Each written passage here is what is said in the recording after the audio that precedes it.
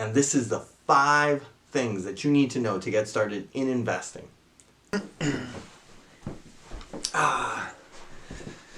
Hello YouTube world. I think I have to focus this here. Perfect. I think it just did it. Do you see me clearly? Hello YouTube world, and welcome to this historic day in YouTube industry, or better said, on my YouTube channel. I'm not quite that big yet, but stay with me, like, share, and follow, and we'll get there. So let's get started. Now, the reason today marks a historic day is because in the past, all of my content has been geared towards fitness, towards working out. Being a personal trainer has been my life for the last 3 years. You know, pre-exhaustion, post-exhaustion. You probably remember those videos. Maybe you don't. You probably don't. I still go to the gym every single day, except for maybe like 1 day a week. I don't always go, but I try and stay in pretty good shape. You should too. Let's talk about where this YouTube channel is going to go, because obviously I'm not at the gym right now. So what does that mean? I'm not going to do workout. You're just not going to watch me do like 1,000 push-ups here. 997, 998.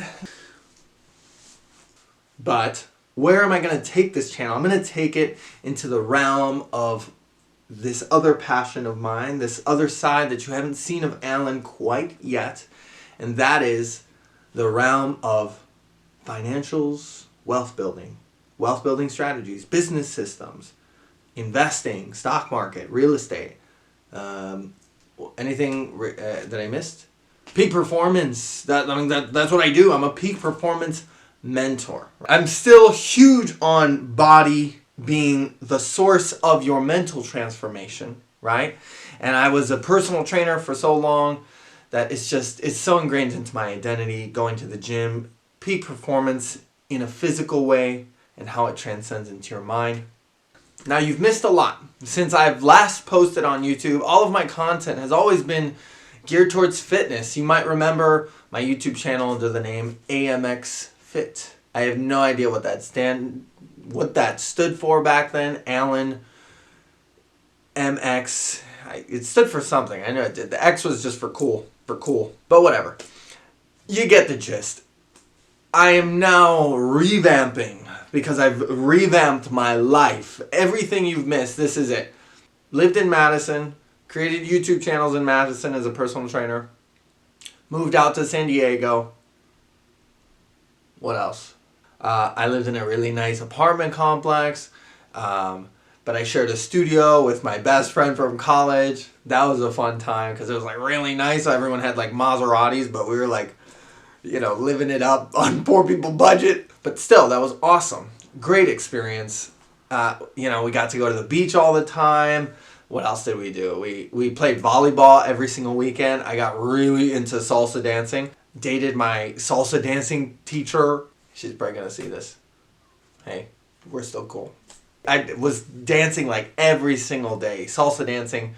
As soon as I got home from work, 9 p.m. I'd go, let's go dance. You know, 9 to 12 every single day, except the days that they didn't have salsa dancing, which was like Tuesday, I think.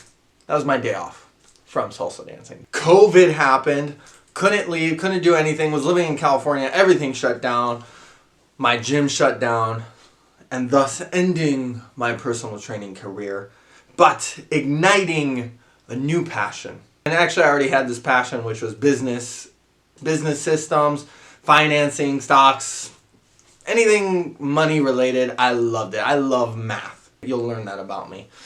And then I had a mentor for real estate, 2 mentors actually. I got to see like how their whole systems worked, and you know, so now I'm really into real estate. Just recently bought my first property. I'll make another YouTube on all the numbers, how you make money, how the BRRRR strategy works, how house hacking works on a duplex. That's personally what I did. Really good strategy. But a lot happened, and COVID ended one of my passions, or at least ended my ability to make money from one of my passions, which was personal training and fitness. And it forced me to reconsider what are my strengths now and how can I really excel in them. And 2 things came up: real estate and mindset coaching, peak performance coaching, all the kind of coaching that I love to do now. So that's what you missed. From there, let's go ahead and get started on today's content. And today's topic is how to start getting into the arena of investing. And the idea is this. Everybody's working. They're in the concept of paycheck, paycheck, paycheck. They're in this idea that we're adding in our life. We're going to add $2,000 this month. We're going to add $2,000 next month and add. Throw it in the bank, save. And what's happening? You're working your whole life just adding. And it's just not very efficient, especially because there's inflation, and your money's just going to garbage, right? Like, you'll hear me say this often, cash is trash. Don't keep it in the bank. I mean, keep your 6-month reserve. That's it.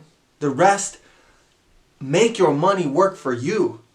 And when you get enough money working for you, so you don't have to work for it, well, now you've created an interesting particular situation.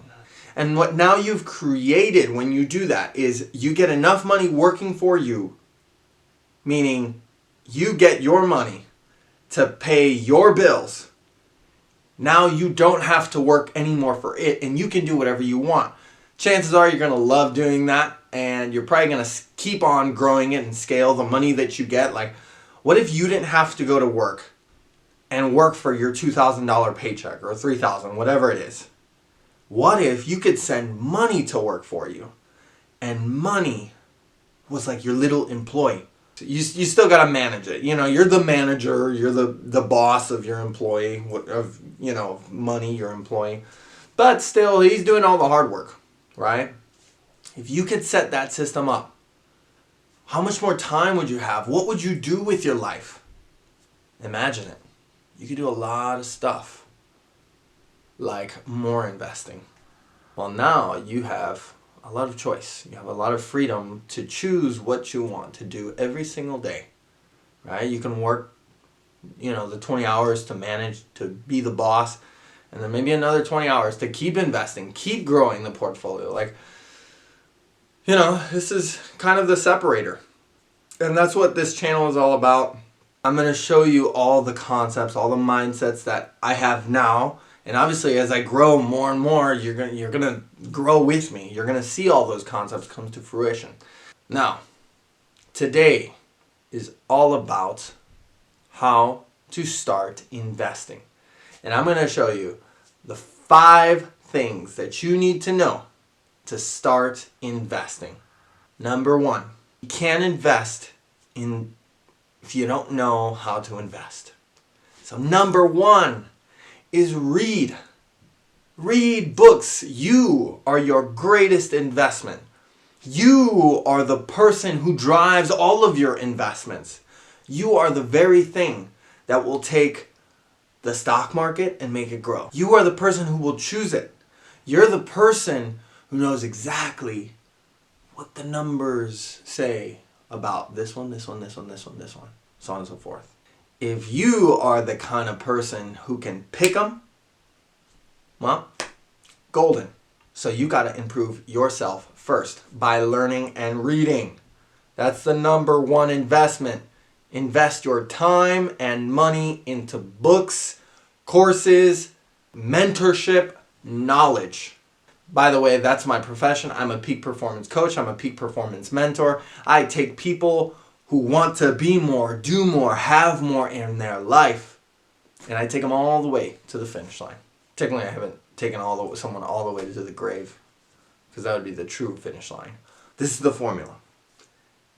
Achievement, results, outcomes are a direct reflection of the actions, and actions are a direct reflection of identity.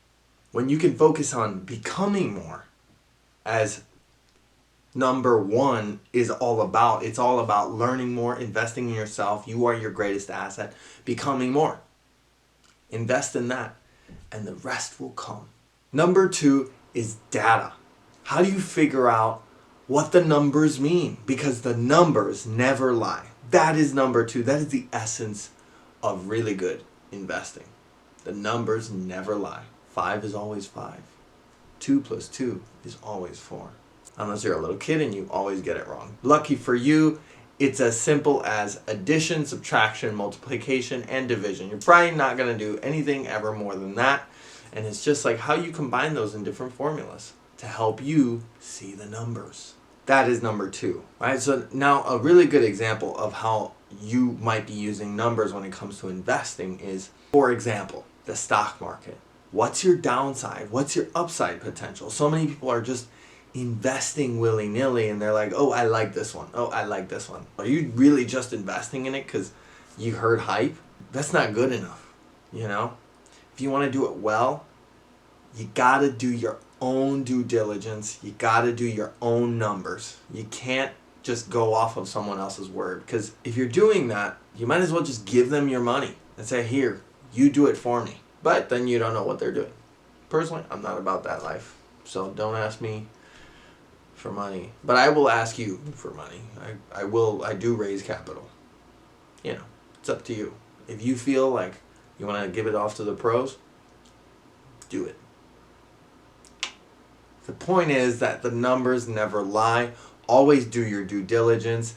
When you're buying real estate, the numbers don't lie. When you're buying stocks, when you're looking at a balance sheet, when you're looking at a business and how it's run, income, loss statements, all that stuff, the numbers never lie. If something's profitable, you're going to be able to see it. If it's not, you're going to be able to see it. Learn how to see it, learn how to pick it out. Number 3, what are you passionate about? What do you like? Because you shouldn't invest in things that you don't like, that you don't find interesting. If you don't like it, you're not going to do number 1, which is you're not going to learn about it. You're not going to willingly learn about it. You're not going to go out of your way and say, oh, yeah, whoa, I like doing this. You know, it's like, this is fun. If you really want to do it consistently, you got to love it. So what are you passionate about? Do you think you'd like a certain kind of industry? Do you think you'd like the tangibility of real estate, or maybe a certain kind of business, like investing in a certain kind of business, or maybe in your own business? Do you like just more of the brain sitting behind a computer? Stocks, you know? What do you like? Figure that out. If you can figure out your passion and direct that into growing your investments, I guarantee you there's an avenue for everybody. You just got to learn it. Are you ready? Number 4 is create a vision for yourself. Where do you see yourself in 5 years, in 10 years, 15, 20, 30? And invest accordingly. If you want to be a millionaire in 5 years and you're starting out with $0, well, you obviously can't do the long approach. You got to go hard. You got to learn hard too. Like, keep in mind, it's not just gonna, like, I'm gonna play risky and expect you just to make $1 million. You gotta become a millionaire inside, and then you go hard. There are examples out there of, you know, a person's first property is a 10-unit apartment building. You know, a good example of how you might do that is you find an apartment building, the person owns it outright. You do a seller finance with a 5-year balloon mortgage, 30-year amortization, so that way you can still cash flow, and then you get the 10% down payment that you promised the seller finance from raising capital from a partnership. You didn't put any of your own money in that deal. All you did was put the pieces together. You brought the property, you brought the private money from somewhere you raised it, you put them all together, you did all the work, and now you own a property. It's all possible. It's really hard. Or is it? A millionaire inside would be like, I do that all day, any day. The gist is, what's your long term? Where do you want to be in 5 years? Invest accordingly. Where do you want to be in 20 years? Invest accordingly. If you're looking to do the 9 to 5, be pretty hands-off on your investments, I don't want to think about it because it's not the kind of brain power you want to be directing towards, doesn't mean you shouldn't do it. Just because you don't like to do it doesn't mean you don't do it, because that's how you set yourself up to be in a really tough spot when you're older. And you know, we got a lot of YouTubers out there saying that Social Security is going to die. I might be one of them. I don't know. You'll find out if you keep watching some future videos. You don't want to be in a tough spot, whether we keep having it or whether we don't. You want to be the full abundance that you create when you are even 40, 30, 50, 60, 70. I don't want to rely on anybody, personally. So, where do you want to be in 5 years, 20 years, 30 years? Invest accordingly. Learn accordingly. Number 5, the fifth and final thing is learn how to manage risk. When someone says, "Oh, that's risky," or that's like, that's a risky stock. Oh, my Wisconsin just came out there. Sometimes I get my Wisconsin accent. Sometimes I'll get like a little bit of a Latin accent. It's a weird mix. But people will say sometimes, "That's risky. Oh, you shouldn't do that. That's risky." I remember being a younger investor and listening to people, and then I kick myself in the butt because it's like, wow, I shouldn't have listened to them. Rule of investing, don't listen to anybody. Do your due diligence, do your numbers, do what you believe, and stick to it. But actual rule number 5 is learn to manage risk. If something is risky, it's only risky because you don't understand it. When you learn to manage risk, it's because you learn to understand. You learn to understand by learning about it, number 1. You learn to understand by understanding the numbers, number 2, because you know what you've studied and what you're passionate about, and you know whether your strategy is for short-term or long-term investing. And maybe you're talking to a person who has the opposite mindset. Maybe you're in the short-term investing vehicles, and they're thinking long-term, and they're like, oh yeah, of course I wouldn't do that, because that's not in their goals. When you remove risk, or when you remove the word risky, because you never remove risk, but when you remove the word risky, you don't throw your money up in the air and see what sticks. Like I stick to my formulas. I have my caps, and I won't invest in something that does not meet my requirements. And I run my numbers 2 ways. I do an asymmetric risk aversion ratio, which I will show you in a different video. I look at the balance sheets for these companies. I just look at all of it. There's a lot of data. It's a lot to consume. Take what you will from it. But just the fact that you're looking at it and at least taking something away. Like sometimes there's like obvious red flags. It's like, well, they haven't cash flowed in years. Their debt has increased. Whatever else might you see that kind of stuff. But if you're just guessing, if you're just throwing money up in the air and hoping that it sticks, actually the saying is throwing it at the wall and hoping it sticks, you're not going to get very far. You're going to lose money. You'll probably make money because, overall, you make money. It's just like, maybe you'll lose money and then quit, and then you'll never make the money because, I don't know, whatever it might be. Don't throw your money at the wall and hope it sticks. Put it on there intentionally and let it work for you. Learn to manage risk. If something seems risky, it means you have yet to understand it. So go back to number 1 and 2. Read the books, run the numbers. It's true of anything. Stocks, real estate, run the numbers. So if you don't understand something, that's when it's risky. I'm going to quote Robert Kiyosaki here. He's great. Oh my gosh. What does he say? He says, investing isn't risky.